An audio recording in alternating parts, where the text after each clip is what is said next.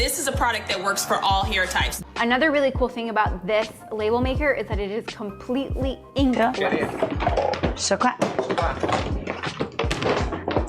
You might have seen it on TikTok. Maybe you scrolled past it on Instagram, or perhaps you've been targeted on Amazon Live with someone energetically pitching a skincare product you didn't even know you needed. Welcome to the world of live shopping, a blend of QVC style pitches, social media flair, and digital window shopping that never ends. And it's not just a trend, it's a whole new way to sell and spend money. But before we dive into how live shopping is transforming our screens and draining our wallets, let's take a step back. The roots of live selling stretch way back to the world of auctioneering, which dates back to as early as 500 BC in Babylon.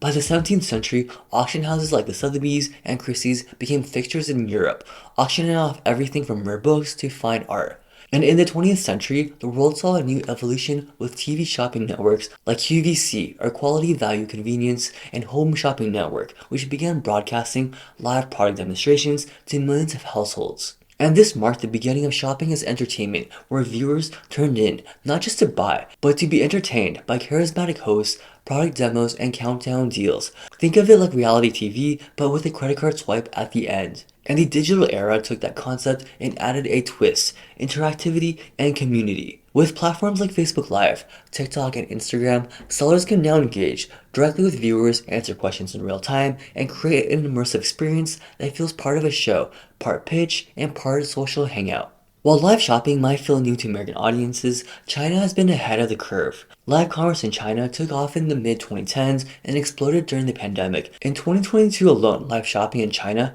generated over $500 billion in sales. This phenomenon is deeply woven into the fabric of Chinese e-commerce. Platforms like JD.com, Taobao Live, and Douyin have perfected the formula. Top influencers like Via and Austin Lee have sold everything from luxury makeup to real estate, cars, and even rocket launches during live streams. Shopping in China has evolved into entertainment culture, a form of digital theater. People tune in for hours, not just to buy, but to be part of a shared experience. During big shopping festivals like Singles Day, it's common for streamers to move millions of units in minutes. It's kind of like Black Friday meets Netflix, which meets Instagram Live. And the ecosystem is so developed that it includes training schools for streamers, AI-powered sales tools, and on-demand warehouse logistics that get products to customers in hours. And this live shopping economy supports a wide range of businesses, from luxury brands like L'Oreal to niche startups selling handmade jewelry. Might have started as a massive trend in China, but America has definitely joined the party. It really started picking up steam after 2020 when more people were stuck at home and scrolling endlessly. Platforms like TikTok saw an opportunity and jumped in. TikTok live shopping launched to bring that same high energy, shop as you watch experience to US users. It didn't start off right away, but now it's gaining serious momentum. Amazon, which is never one to miss a trend, got in on the action earlier with Amazon Live back in 2019. And now it's packed with influencers showing off everything from ring lights to mini waffle makers. You might hop on just to browse and suddenly find yourself convinced that a foldable treadmill is exactly what your living room needs. And it's working, very much so. US live commerce sales are expected to skyrocket to 68 billion by 2026, which is a huge jump from just 11 billion in 2021. Brands are loving it too, because the conversion rates, or how many people actually buy something, are 10 times higher than traditional online shopping, which is wild. And you might ask why? Because live shopping isn't slow and passive. It's speed selling with style. Sellers have just seconds to pull you in, show you something shiny, drop a promo code, and convince you it's a must-have. It's highly energetic, fast-paced, and dangerously effective. But it isn't just fun and games. Live shopping is becoming a high-octane engine for consumerism, and it's fueling some dangerous financial habits. It's basically impulsive buying on steroids. The live format is designed to spike your dopamine. Influencers create urgency with phrases like limited time deal or only 5 left, and the comment sections blow up with people asking questions and hyping the product. It creates a mob mentality around spending. And you'll see this in streams selling everything from Stanley Cups to LED face masks, where users frantically ask which color is left or will this help with acne. But behind the glitz are streamers working 10 to 14 hour days, often under exploitative contracts. Influencers sometimes owe a percentage of sales, production costs, or ad spend back to their agency, and burnout is real. In Shenzhen and Shanghai, rentable cubicles come with ring lights, cameras, and even green screens, and this setup is starting to appear in the US, co-working spaces and creator hubs. And it's cheap to start, but hard to stand out. So some streamers exaggerate claims or offer deep discounts to hook in viewers. And of course, it's the psychology behind it. Live shopping isn't just about buying stuff, it's about how it makes you feel. And at its core, it's a mix of FOMO, or fear of missing out, and instant gratification, all wrapped up in a fun, fast-paced show. You're watching someone unbox the next big thing. There's a countdown timer ticking, the chat's going wild, and the host says only 10 left. And suddenly your heart's racing and you're hovering over the buy now button like it's a game. And honestly, that's kind of what it is. Psychologists compare the rush of live shopping to gambling. You don't always know what's coming, which creates these little hits of excitement. Like when your name pops up in the stream or the host gives you a shout out for buying something. And that randomness is what makes slot machines addictive and is doing the same thing here. But here's the thing, you're not just buying a jade roller or Bluetooth speaker, you're buying a moment, a hit of dopamine, a tiny celebration. It's less about needing the thing and more about chasing the feeling. And when that fades, which it always does, you're left with another box on your doorstep and possibly another dent in your bank account. And before we go on, if you're enjoying the video, please leave a like and subscribe. It'll help the channel tremendously. Thank you very much for watching. Live shopping might feel like a fun, low-stake way to treat yourself, especially when it's just a $15 jade roller or a $20 pair of magnetic lashes. But here's the thing, those small purchases can really add up. Toss in a $30 ring light because someone promised it would change your life, and suddenly you spend $65 in a single live stream without even realizing it. That's dinner out with a friend, half of your phone bill, or a tank of gas gone in minutes. And of course, there's the buy now pay later trap. Apps like Klarna, Sezzle, and Afterpay are all over these platforms. They make it easy to split a $100 haul into 4 easy payments of $25, which sounds harmless until you realize you've done this 5 times in 1 week, and before you know it, you've racked up $500 in payments. A LendingTree study found that 60% of buy now pay later users actually regret their purchases. Why? Because it feels painless in the moment.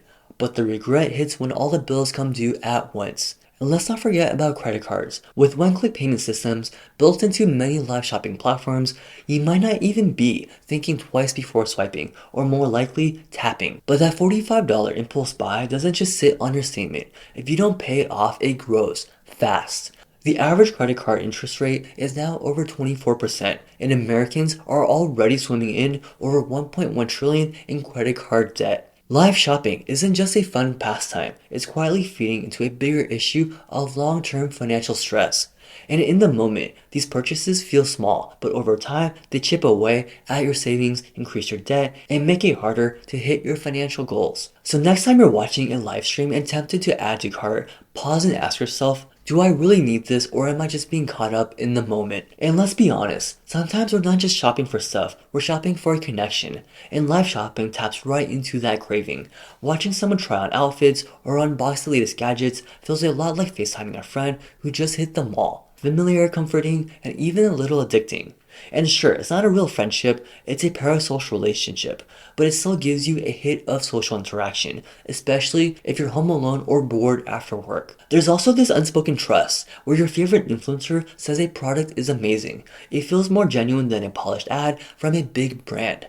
You followed them for months, maybe even years. They've shared their skincare routine, their messy apartment, and maybe even their breakup. So when they say, you need this, part of you believes them. So let's face it, resisting the urge to buy something right now is tough, especially when everything about live shopping is designed to make you act fast.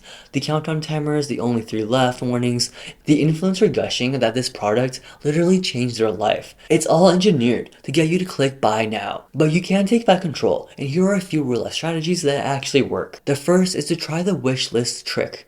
Instead of instantly buying the LED face mask or a cute phone case, toss it into a wish list. Give it 3 days, and if you still want it, go ahead and consider it. But if you come back and think, I'm good, then congratulations. You just avoided an impulse buy you didn't really need. It's like letting all the fun and energy cool off before making a decision. And the second is to treat it like Netflix and not a shopping trip. You can still enjoy live streams, just don't treat them like a shopping spree. Watch them the way you'd binge a reality show, for entertainment, not the spending. You can still laugh at the over-the-top demos or take notes on solid tips, but keep your wallet out of it unless it's something you truly need. And the third is give yourself a budget. Think of live shopping like going out with friends. You'd probably set a spending limit before a night at the bar or a concert. Do the same here. Maybe $30 a month max on live stream purchases. And once you hit the cap, and that's it until next month. That means no guilt and no surprises on your credit card bill. And the last one is to think about the trade-off. Every time you buy something, you're trading your time for it. That $50 impulse buy, if you make $25 an hour, that's 2 hours of your life gone. And was it worth it? Thinking in hours instead of dollars can make you pause before you hit that checkout button. And resisting instant gratification doesn't mean never buying fun stuff again. It just means slowing down, being intentional, and making sure you're in control and not the moment. And live shopping isn't inherently evil. It's a powerful tool that's changing how brands and creators connect with audiences.